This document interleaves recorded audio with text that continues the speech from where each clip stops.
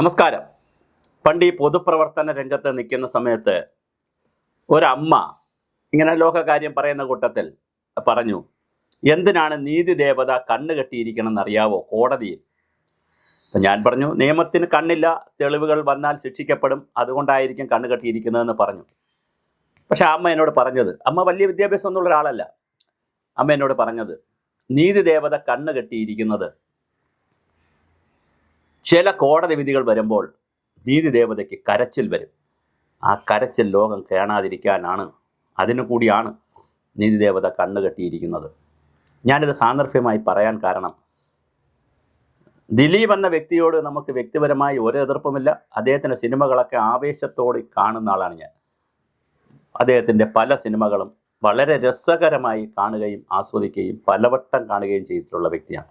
പക്ഷേ ഒരു സ്ത്രീ, പ്രത്യേകിച്ച് ഭാരതം പോലുള്ളൊരു സ്ഥലത്ത്, ഇന്ത്യൻ ഭരണഘടന വലിയ തോതിൽ സ്ത്രീകളെ മാനിക്കുന്ന ഒരു നാട്ടിൽ, അങ്ങനെ സ്ത്രീകളെ മാനിക്കുന്ന ഒരു സംസ്കൃതിയുള്ള നാട്ടിൽ, സ്ത്രീ ദേവതകളുള്ള നാട്ടിൽ, സ്ത്രീ പൂജകളുള്ള നാട്ടിൽ, ഒരു സ്ത്രീ അവഹേളിക്കപ്പെട്ട് മാനം പോയ രീതിയിൽ കേസിന് ചെന്നിട്ട് അവളുടെ മാനത്തിന് വില കിട്ടുന്നില്ല എങ്കിൽ ആ നീതിബോധം, നീതി ദേവത കരഞ്ഞോ എന്ന് നമുക്ക് കോടതിയിൽ പോയി തുറന്നു നോക്കാൻ പറ്റില്ല.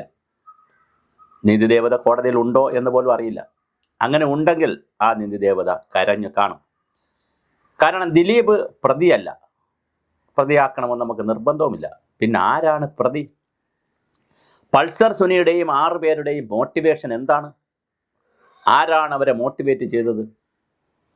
ഒരു കേറ്ററിംഗ് യൂണിറ്റിൻ്റെ വാൻ എടുത്തുകൊണ്ട് അതിജീവിതയുടെ ജീപ്പിൻ്റെ പുറകിൽ പോയി, വണ്ടിയുടെ കാറിൻ്റെ പുറകിൽ പോയി ഇടിക്കുകയും അപായപ്പെടുത്തുകയും ഒക്കെ ചെയ്ത് അവരെ ബലാത്സംഗം ചെയ്ത് അത് വീഡിയോയിലാക്കി അവരെ പിന്നെ പീഡിപ്പിച്ച് മുൾമുനയിൽ നിർത്തി അവരെ ജീവിതം നശിപ്പിക്കണമെന്നുള്ള പൾസർ സുനിക്ക് എന്താണ് ഇത്ര താല്പര്യം? അല്ലെങ്കിൽ 6 പേർക്ക് ആരാണപ്പോൾ ഇതിൻ്റെ പിന്നിലുള്ളത്? വളരെ ഗൗരവമായൊരു ചോദ്യമാണിത്. അപ്പോൾ സുരേഷ് ഗോപി ഒരു സിനിമയിൽ പറയുന്നുണ്ട്, ഈ Janaki state versus state of കേരളയിൽ പറയുന്നുണ്ട്, തൻ്റെ മകളോടായ വക്കീലിനോട് പറയുന്നുണ്ട്, കോടതി എന്ന് പറയുന്നത് സത്യത്തിൻ്റെ ഇടമല്ല, അത് തെളിവുകളുടെ ഇടമാണ്. അതുകൊണ്ടായിരിക്കാം മഹാത്മജി ഗാന്ധിജി കോട്ട് ഊരിയത്. പക്ഷെ നമുക്ക് വളരെ ഗൗരവമായ ചില ചോദ്യങ്ങൾ നമ്മൾ ചോദിക്കേണ്ടി വരും. മനുഷ്യ ജീവിതത്തിൻ്റെ ഏറ്റവും പ്രധാനപ്പെട്ട ഒരു കോടതി, ദൈവത്തിൻ്റെ കോടതി വേറെയുണ്ട്, അവിടെ പേര് പറയാതെ, അവിടെ കണക്ക് തീർക്കാതെ ആരും ഈ പ്രപഞ്ചത്തിൽ നിന്ന് പോയിട്ടേയില്ല. അങ്ങനെ പോയിട്ടുണ്ടെങ്കിൽ അത് പിന്നെ നമുക്ക് ദൈവമല്ല എന്ന് പറയേണ്ടി വരും, പ്രപഞ്ചത്തിന് ശക്തിയില്ല എന്ന് പറയേണ്ടി വരും. പക്ഷേ ഉണ്ടല്ലോ, അതുകൊണ്ട് അത് ദൈവമെന്നോ അല്ലെങ്കിൽ കോസ്മിക് എനർജി എന്നോ അല്ലെങ്കിൽ ആൾമൈറ്റി എന്നോ എന്ത് പേരിട്ട്, ഊർജ്ജമെന്നോ ബ്രഹ്മമെന്നോ എന്ത് പേരിട്ട് വിളിച്ചോളൂ, ഒരു ശക്തി, ഒരു എനർജി ഈ ഭൂമിയിൽ ഉണ്ടല്ലോ.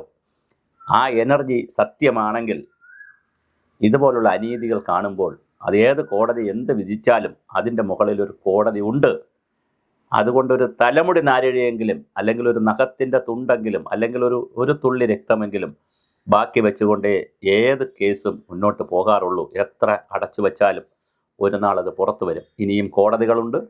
വിചാരണ കോടതി ഒരു കണക്കിന് ഇങ്ങനെ വിധിച്ചത് നന്നായി. കാരണം അല്ലാതെ ഇത് അവിടെ ഇട്ട് ഇഴയ്ക്കുന്നതിനേക്കാൾ നല്ലത് അവർ ഡിസ്പോസ് ചെയ്തല്ലോ കേസ്.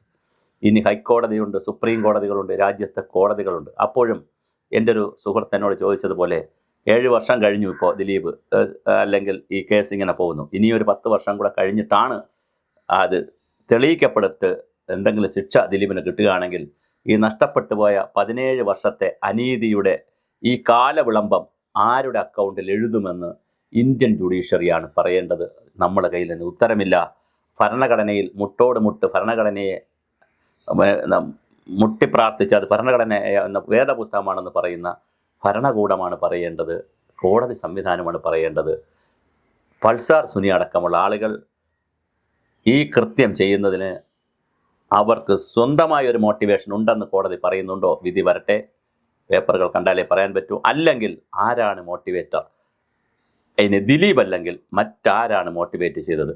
അവരുടെ മോട്ടിവേഷൻ്റെ കാരണമെന്താണ്? ഇതറിയാൻ പൊതുസമൂഹത്തിന് അവകാശമുണ്ട്. അതറിയുന്നതുവരെ പൊതുബോധം ദിലീപിന് എതിര് തന്നെ നിൽക്കും.